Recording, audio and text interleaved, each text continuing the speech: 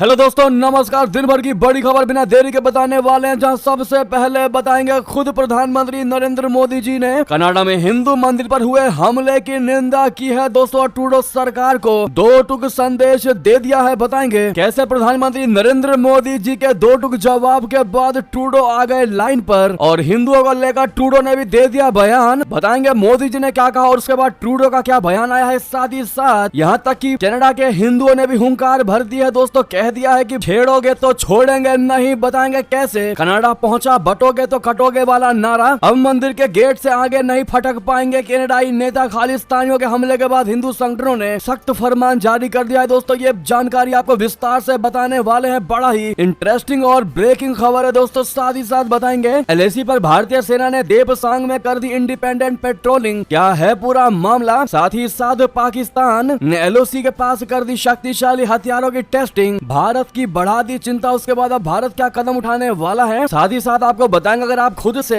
Railway की ticket book कर रहे थे, दोस्तों खुद से ट्रेन की टिकट काट रहे, तो आपके लिए बहुत जरूरी खबर है। आईआरसीटीसी ने नियम बदल दिया है टिकट काटने का। तो सारी जानकारी विस्तार से बताने वाले हैं। बस आप वीडियो के लास्ट तक बने रहेगा। और खबरों में आगे बढ़ने से पहले देश भारत का निरंतर समर्थन करते थे, तो वीडियो को लाइक करके चैनल को सब्सक्राइब करके बेल आइकन दबा के कमेंट में जय हिंद अवश्य कहिएगा। बात करते हैं पहली बड़ी खबर की, जहां कनाडा में हिंदू मंदिर पर हमले की प्रधानमंत्री मोदी ने की निंदा। ट्रूडो सरकार को दे दिया दो टूक संदेश। दरअसल प्रधानमंत्री नरेंद्र मोदी ने कनाडा में एक हिंदू मंदिर पर हमले की कड़ी निंदा की और कहा कि हिंसा के ऐसे कृत्य भारत के संकल्प को कभी कमजोर नहीं करेंगे। उन्होंने ये उम्मीद भी जताई कि कनाडा सरकार न्याय सुनिश्चित करेगी और कानून का शासन बनाए रखेगी। खालिस्तानी झंडे लिए प्रदर्शनकारियों की रविवार को कनाडा में ब्रैम्पटन के हिंदू सभा मंदिर में लोगों के साथ झड़प हुई, जिसके बाद ओटावा में भारतीय उच्चायोग ने एक कड़ा बयान जारी कर भारत विरोधी तत्वों द्वारा किए गए हमले की निंदा की। मोदी ने एक्स पर एक पोस्ट में कहा, जो आप सामने देख पा रहे हैं, उसमें कहा कि मैं कनाडा में हिंदू मंदिर पर जानबूझकर किए गए हमले की कड़ी निंदा करता हूं। हमारे राजनयिकों को डराने के कायरतापूर्ण प्रयास भी उतने ही भयावह हैं। उन्होंने कहा कि हिंसा के ऐसे कृत्य भारत के संकल्प को कभी कमजोर नहीं करेंगे और हम उम्मीद करते हैं कि कनाडा की सरकार न्याय सुनिश्चित करेगी और कानून का शासन बनाए रखेगी। जी हाँ, इतना ही नहीं दोस्तों, हिंदुओं ने भी अब कनाडा में मोर्चा खोल दिया और कनाडा तक पहुंचा दिया बटोगे तो कटोगे का नारा, और कह दिया कि छेड़ोगे तो छोड़ेंगे नहीं। जी हाँ, मंदिर पर बढ़ते हमलों को देख वहाँ के हिंदू समुदाय में रोष पैदा हो गया दोस्तों। और रोष पैदा हो भी क्यों ना, जब बात उनके आन पर आ चुकी है, शान पर आ चुकी है, तो रोष पैदा होना तो बनता ही है, नेचुरल है। हिंदू समुदाय के लोगों ने अब एकता की मशाल जला दी है और खालिस्तान समर्थक उग्रवादियों और चरमपंथियों की किसी भी हिमाकत के खिलाफ एकजुट रहने का फैसला किया है। रविवार को कनाडा के ब्रैम्पटन में हिंदू मंदिर परिसर में श्रद्धालुओं पर हुए हमले के खिलाफ सोमवार को बड़ी संख्या में हिंदुओं ने वहां जमा होकर इस हमले के खिलाफ भारी विरोध प्रदर्शन किया। इस दौरान उत्तर प्रदेश के मुख्यमंत्री योगी आदित्यनाथ द्वारा दिए गए बटोगे तो कटोगे के नारे भी लगाए गए। ब्रैम्पटन के हिंदू सभा मंदिर के बाहर जुटे हिंदुओं की नारेबाजी का वीडियो भी सामने आया, जिसमें साफ दिखाई दे रहा है कि बड़ी संख्या में लोग हाथों में धार्मिक झंडा और तिरंगा लिए हुए वहां खड़े हैं और नारेबाजी कर रहे हैं। वीडियो में एक पुजारी माइक से लोगों से नारे लगवा रहा है कि बटोगे तो कटोगे। इस दौरान भारत माता की जय के भी नारे लगाए गए। तो वहीं अब मंदिर के गेट के सामने भटक भी नहीं पाएंगे ये कनाडाई नेता। खालिस्तानियों के हमले के बाद हिंदू संगठनों ने बड़ा ही सख्त फरमान जारी कर दिया है। इस हमले के मामले के बाद Canadian national council of Hindu यानी CNCH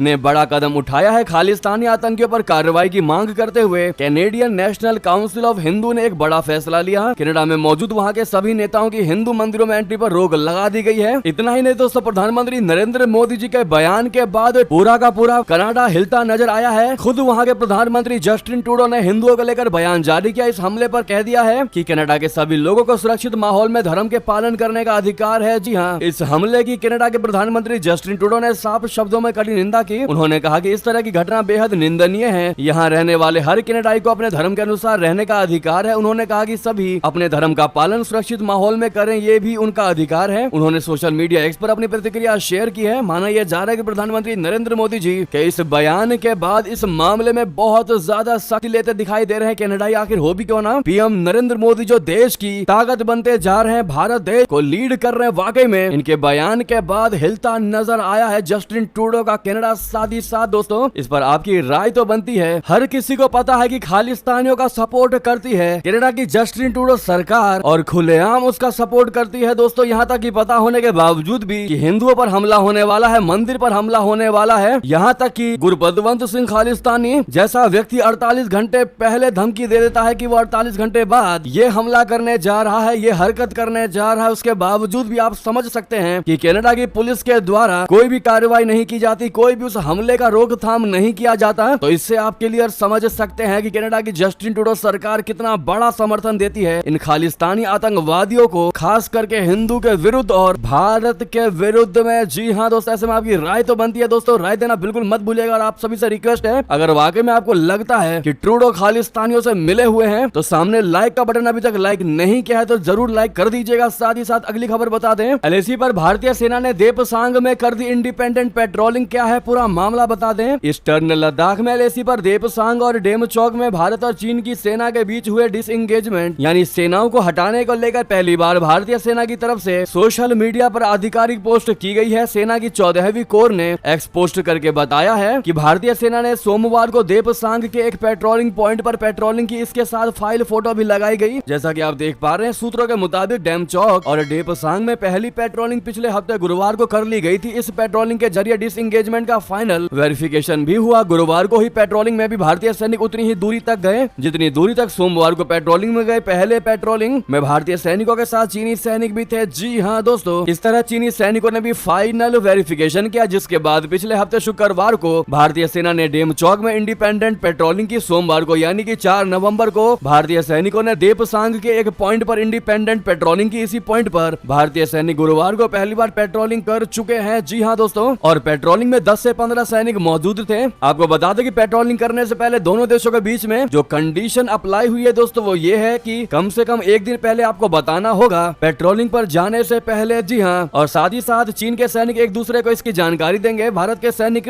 कोऑर्डिनेट करके बताएंगे कि वो किस एरिया में कितने बजे पेट्रोलिंग के लिए जा रहे हैं। भारतीय सेना ने इस पेट्रोलिंग से पहले भी चीनी सेना को जानकारी दी थी। जी हाँ दोस्तों, साथ ही साथ नेक्स्ट खबर बता दें, जमीन पर गिरा प्लेन। आगरा में वायुसेना का MiG-29 हुआ दुर्घटनाग्रस्त, पायलट और को पायलट ने कूदकर बचाई अपनी जान। दोस्तों, आगरा में सोमवार को वायुसेना का विमान MiG-29 दुर्घटनाग्रस्त हो गया। इसमें पायलट और को पायलट ने कूदकर जान बचाई। वायुसेना की ओर से जारी बयान में बताया गया है कि नियमित प्रशिक्षण उड़ान के दौरान तकनीकी खराबी आने से यह हादसा हुआ। इस पूरे हादसे की जांच कराई जाएगी। बताया जा रहा है कि हादसे के बाद पायलट और उसके साथ ही 2 किलोमीटर दूर मिले हैं। गनीमत ये रही कि पायलट ने सूझबूझ का परिचय देते हुए विमान को कागारोल के सोनीगा गांव के पास खाली खेतों में गिराया। यदि आबादी वाले हिस्सों में विमान क्रैश होता तो बड़ी क्षति हो सकती थी। तो वहीं आपको बता दें, इंडिया के खिलाफ अब आग उगलेगा। ये मुल्क उठा लिया पाकिस्तान कनाडा से भी ज्यादा बड़ा कदम। दोस्तों, कौन सा है वो मुल्क बता दें। हाल ही में नेपाल ने अपने 100 रुपए के नोट को फिर से डिजाइन करने का फैसला किया है। हालांकि दोस्तों, इस फैसले से नेपाल और भारत के बीच तनाव पैदा हो गया है। ऐसा इसलिए क्योंकि नेपाली मुद्रा नोट पर छपे देश के नक्शे में पड़ोसी देशों के बीच सीमा के विवादित क्षेत्र शामिल हैं। नेपाल और भारत के बीच राजनीतिक और रणनीतिक मतभेदों को बढ़ाने में चीन का अप्रत्यक्ष रूप से हाथ है। नेपाल ने इन नए करेंसी नोटों को छापने के लिए एक चीनी प्रिंटिंग कंपनी के साथ अनुबंध किया है। नेपाल के केंद्रीय बैंक नेपाल राष्ट्र बैंक यानी NRB ने चीन bank note printing and minting corporation को नए सिरे से डिजाइन किए गए 100 रुपए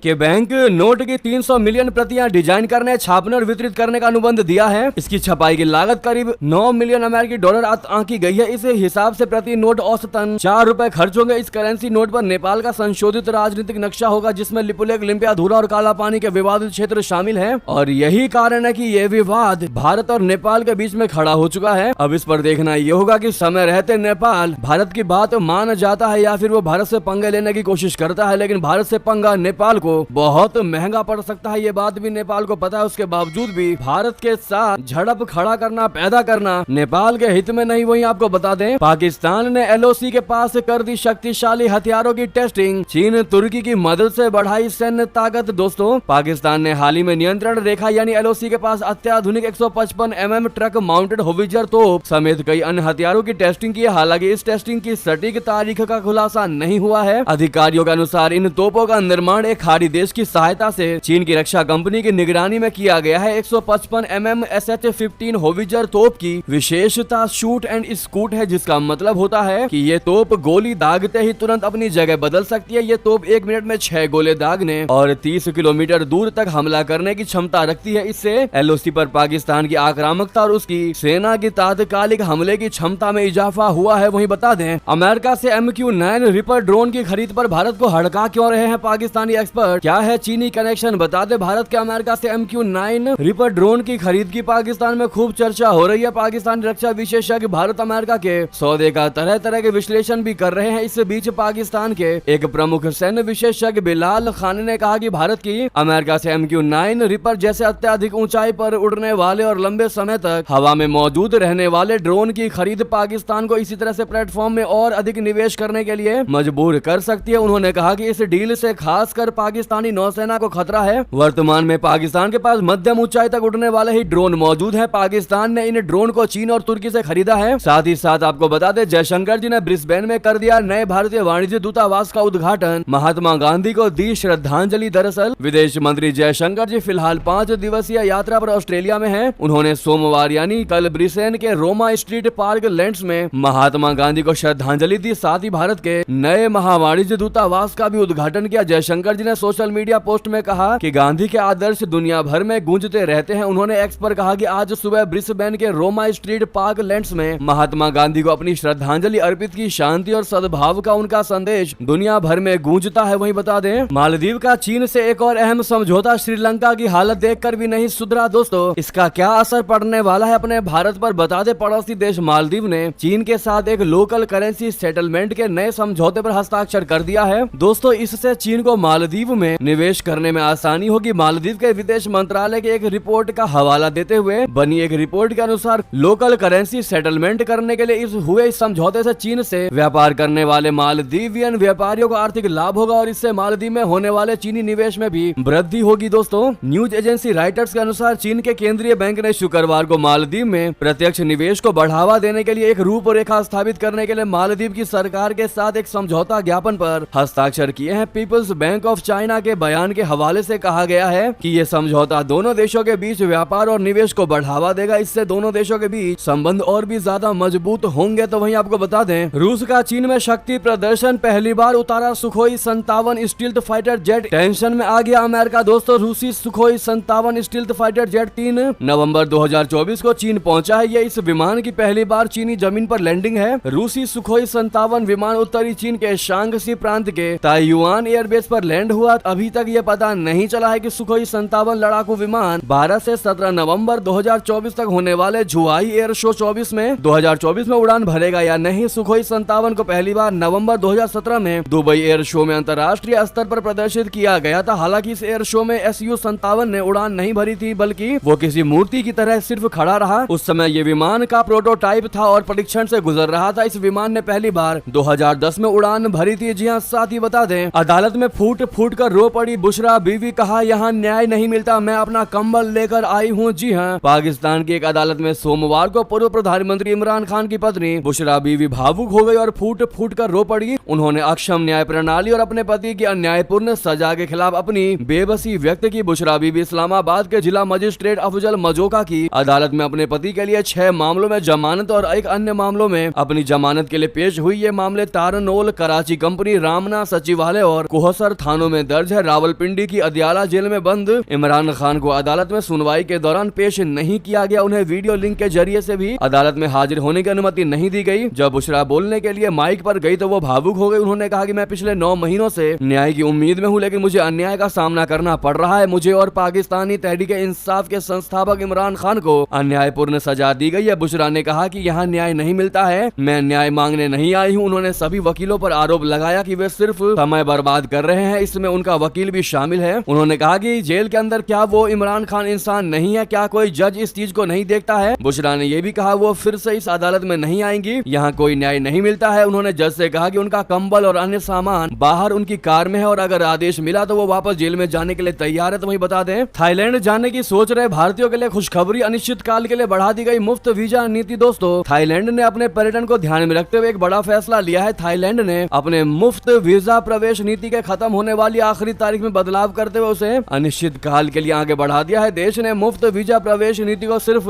भारतीयों के लिए अनिश्चित काल के लिए आगे बढ़ाया है। इससे पहले भारतीयों के लिए थाईलैंड की मुफ्त वीजा प्रवेश नीति 11 नवंबर को खत्म होने वाली थी। तो वहीं आपको बता दें, लाहौर का AQI 1900 के पार पहुंच गया। दोस्तों, पाकिस्तान की हवा दुनिया में सबसे जहरीली मंत्री ने भारत पर फोड़ दिया इसका ठीकरा। जी हाँ, पाकिस्तान के दूसरे सबसे बड़े शहर लाहौर के बाशिंदे बेहद जहरीली हवा में सांस ले रहे हैं। शनिवार को लाहौर का एयर क्वालिटी इंडेक्स AQI 1900 तक पहुंच गया, जिसके बाद बाद सरकारी अमले के हाथ पांव फूल गए। वायु प्रदूषण की इतनी खतरनाक स्थिति के बीच लाहौर में कड़े प्रतिबंध लागू किए गए हैं। रविवार को तमाम प्रदूषण एजेंसियों की दुनिया की सबसे प्रदूषित शहरों की लिस्ट में लाहौर टॉप पर बना रहा। पंजाब प्रांत की पर्यावरण मंत्री मरियम औरंगजेब ने भारत पर ठीकरा फोड़ते हुए कहा कि वो सोमवार को नई दिल्ली के सामने इस मुद्दे को रखेंगी। तो वहीं आपको बता दें, उत्तर कोरियाई सैनिकों के हमले का इंतजार करते रहे लंबी दूरी की मिसाइल के इस्तेमाल की इजाजत न मिलने पर भड़क उठे जेलेंस्की। दोस्तों, यूक्रेन के राष्ट्रपति वोलोदिमीर जेलेंस्की का कहना है कि उनको रशिया के साथ युद्ध में लंबी दूरी की मिसाइलों के इस्तेमाल की इजाजत मिलनी चाहिए। उत्तर कोरियाई सैनिकों के रशिया से युद्ध में शामिल होने की बात पर उन्होंने ये कहा। शुक्रवार को जेलेंस्की ने कहा कि वो उत्तर कोरियाई सेना की तैनाती के मद्देनजर यूक्रेन में लंबी दूरी की मिसाइलें दागने की अनुमति सहयोगियों से चाहते हैं। यूक्रेनी राष्ट्रपति ने इस मामले में सहयोगियों के रुख पर नाराजगी जताते हुए इसे रशिया और उत्तर कोरिया का हौसला बढ़ाने वाला बताया। तो वहीं आपको बता दें, स्पेन के राजा रानी पर लोगों ने कीचड़ फेंका। पीएम सांचेज की गाड़ी पर भी हमला। बाढ़ न रोक पाने से लोग थे नाराज। दोस्तों, स्पेन में बाढ़ प्रभावित वेलेंसिया इलाके का दौरा करने गए किंग फिलिप और उनकी पत्नी क्वीन लेटिजिया पर लोगों ने कीचड़ फेंका। बीबीसी के मुताबिक वहां मौजूद लोगों ने हत्यारे और शर्म करो के भी नारे लगाए। किंग फिलिप के साथ स्पेन के प्रधानमंत्री पेड्रो सांचेज भी मौजूद थे। लोग उनसे पूछ रहे थे कि बाढ़ को रोकने के लिए नेताओं ने पहले से कुछ क्यों नहीं किया। भीड़ को रोकने के लिए पुलिस को आगे आना पड़ा। हमले में सुरक्षा में तैनात 2 गार्ड्स घायल हो गए। उनके माथे से खून भी बहता दिखाई दिया है। साथ ही साथ बता दें, पाकिस्तान बॉर्डर के पास विमान हुआ क्रैश। ईरान के रिवॉल्यूशनरी गार्ड कमांडर की मौत। दोस्तों, ईरान में पाकिस्तान की सीमा के पास एक अभियान के दौरान एक ऑटो गायरो यानी हेलीकॉप्टर के समान विमान होता है, उसको ऑटो गायरो कहते हैं, उसके दुर्घटनाग्रस्त हो जाने से उसमें सवार ईरानी रिवॉल्यूशनरी गार्ड के एक कमांडर और उनके पायलट की सोमवार को मौत हो गई। सरकारी टीवी चैनल की रिपोर्ट में बताया गया है कि जनरल हामिद मंजदरानी की मौत सिस्तान और बलूचिस्तान प्रांत में स्थित सिरकन सीमा क्षेत्र में एक सैन्य अभियान के दौरान हुआ। अर्ध सरकारी तस्नीम समाचार एजेंसी ने इसकी जानकारी दी। साथ ही साथ बता दें, शारदा सिन्हा की तबीयत हुई नाजुक। दिल्ली एम्स के आईसीयू में वेंटिलेटर पर है। जी हां, बेटे ने पूरा हेल्थ अपडेट दिया है। दोस्तों, सुप्रसिद्ध लोक गायिका और बिहार की स्वर कोकिला के नाम से मशहूर शारदा सिन्हा की तबीयत गंभीर हो गई है। तबीयत अधिक बिगड़ने के कारण उन्हें दिल्ली स्थित एम्स अस्पताल के आईसीयू में वेंटिलेटर पर रखा गया है। उनके बेटे अंशुमान ने अपनी मां की खराब हालत को लेकर एक वीडियो साझा किया, जिसमें उन्होंने सभी से प्रार्थना करने की अपील की। अंशुमान का कहना है कि शारदा जी की स्थिति नाजुक बनी हुई है और डॉक्टर लगातार उनकी देखरेख में लगे हैं। दोस्तों, बताया जा रहा है कि वो कैंसर रोग से जूझ रही है, जिन्हें लाइफ सपोर्ट के लिए वेंटिलेटर पर रखा गया है। ऐसे में आप लोग get well soon Sharda Sinha ji कहना बिल्कुल मत भूलिएगा और सामने लाइक का बटन अभी तक लाइक नहीं किया तो दबा दीजिए लाइक का बटन। साथ ही साथ अगली खबर बता दें, नागौर कांग्रेस पूर्व जिला अध्यक्ष सुखवीर सिंह चौधरी, पूर्व जिला परिषद सदस्य राजाराम चौधरी सहित 14 नेताओं ने थामा भारतीय जनता पार्टी का दामन। दोस्तों, भाजपा प्रदेश अध्यक्ष मदन राठौर ने नागौर और सवाई माधोपुर के वरिष्ठ कांग्रेसी नेताओं को आज भाजपा प्रदेश कार्यालय पर पार्टी का दुपट्टा पहनाकर भाजपा परिवार में शामिल किया। प्रदेश अध्यक्ष मदन राठौर और प्रदेश उपाध्यक्ष ज्योति मिर्धा की उपस्थिति में नागौर की राजनीति में सक्रिय भूमिका निभाने वाले नागौर कांग्रेस के पूर्व जिला अध्यक्ष सुखवीर सिंह चौधरी ने सरपंच,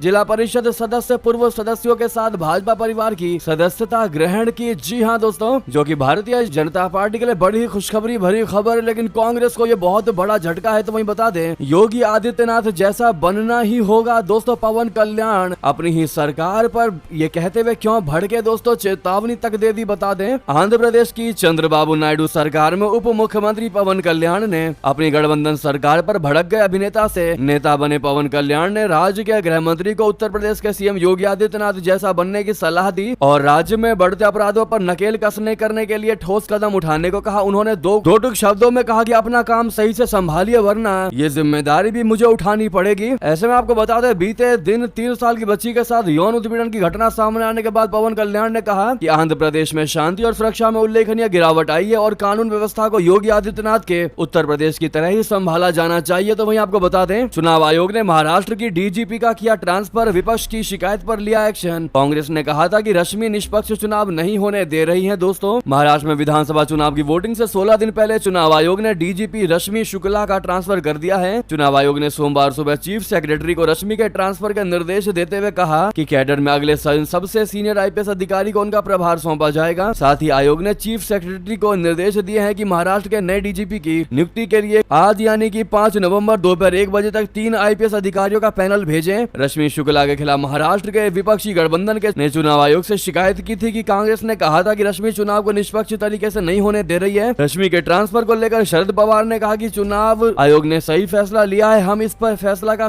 स्वागत करते हैं। तो दोस्तों वहीं आपको नेक्स्ट और बड़ी खबर बता दे, जहां जब मक्का मदीना में हिंदू नहीं जाते तो कुंभ में मुस्लिम क्यों जाएंगे। जी हां, एमए खान ने किया संतों की मांग का स्वागत। दोस्तों महाकुंभ में मुस्लिमों की एंट्री पर बैन को लेकर एमए खान ने संतों की मांग का स्वागत किया। उन्होंने कहा कि मुस्लिमों को महाकुंभ मेले से दूर रहना चाहिए और संतों की मांग का स्वागत करना चाहिए। अपनी बात के समर्थन में उन्होंने मक्का मदीना का उदाहरण दिया। उन्होंने कहा कि जब मक्का मदीना में सऊदी अरब की सरकार यह सुनिश्चित करती है कि वहां हज के समय मुस्लिमों के अलावा कहीं से भी अन्य धर्म के लोग ना जा सके, तो कुंभ में हिंदुओं के अलावा दूसरे धर्म के लोग क्यों जाएंगे। संतों ने मांग किया कि कुंभ मेले में मुस्लिमों की एंट्री पर बैन लगना चाहिए। ऐसे में इन्होंने उनके मांग का समर्थन किया है। दोस्तों वहीं बता दें, जस्टिस डीवाई चंद्रचूड़ ने कहा, गणपति पूजा पर प्रधानमंत्री मोदी मेरे घर पर आए, इसमें कुछ भी गलत नहीं है। जी हाँ, भारत के मुख्य न्यायाधीश डीवाई चंद्रचूड़ सीजेआई ने सोमवार को कहा कि वो एक आस्थावान व्यक्ति है और सभी धर्मों का समान रूप से सम्मान करते हैं। एक कार्यक्रम के दौरान जस्टिस चंद्रचूड़ ने बताया कि उन्होंने अयोध्या के फैसले से पहले भगवान से प्रार्थना की थी।